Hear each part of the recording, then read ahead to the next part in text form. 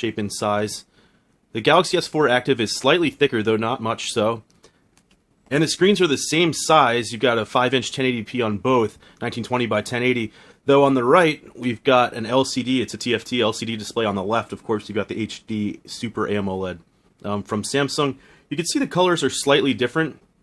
This seems to be sort of the colors pop a bit more on the S4 than they do on the Active, although I still find this super clear and really beautiful to look at. In any case, let's move around the device. You've got the volume controls on the left in the same spot.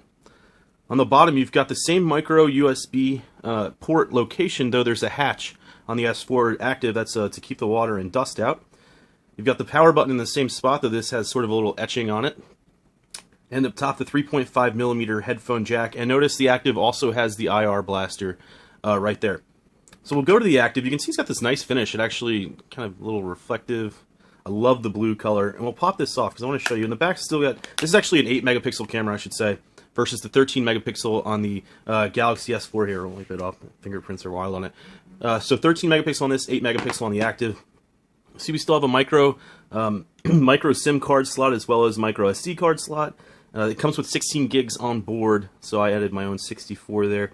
Then the battery here, and if you look at the undershell, you can see that it's got this plastic border sort of running around it, and that's to keep the water and dust out. And when you put it back on, you really want to make sure that you click everything into place, because if you don't, you can hear all the snaps, because if you don't, the water can actually get through. So real quick, I'll show you some of the features.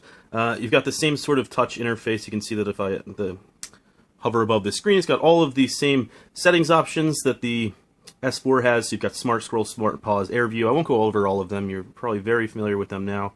Android 4.2.2, that's Jelly Bean. And I'll bring up the camera interface just so you can see it, because there's one difference. Okay, we've got the camera up, and you'll see that there's still the same different various settings, though in this one, and you might have just seen it, there's an aqua mode. Now see, you'll be able to touch the screen underwater. Unable to touch, and that's correct.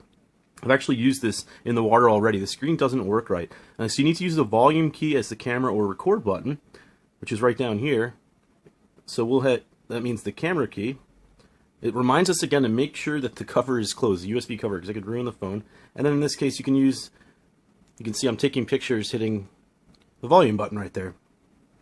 And then when we're done, we can get out of auto mode, or get out of camera mode, sorry, the aqua mode, into anything else. We'll go back into auto, so that the screen works again completely. So, for example, I want to show you what happens when you don't get water. Now, double check your USB port. We'll make sure that everything's closed up here, and good thing I did check that, because it might not be. Alright, so we've got everything closed up. You'll want to do that too. Otherwise, you're going to get wet. And we'll drop it in, just pop on the screen so you can see. There you go. We've got the phone sort of sitting in water here. And for demo purposes, I'll just show you. We'll clean up my table later. But you can pour water all over the device, and it'll work perfectly fine. Just shake it off, and you're good to go again. Again, when it's underwater, it doesn't work appropriately, and that goes for in the rain, too. I actually was using this in the rain the other day, and it just doesn't work. The screen won't work properly, so you still need to wipe it off in order to get your functionality back.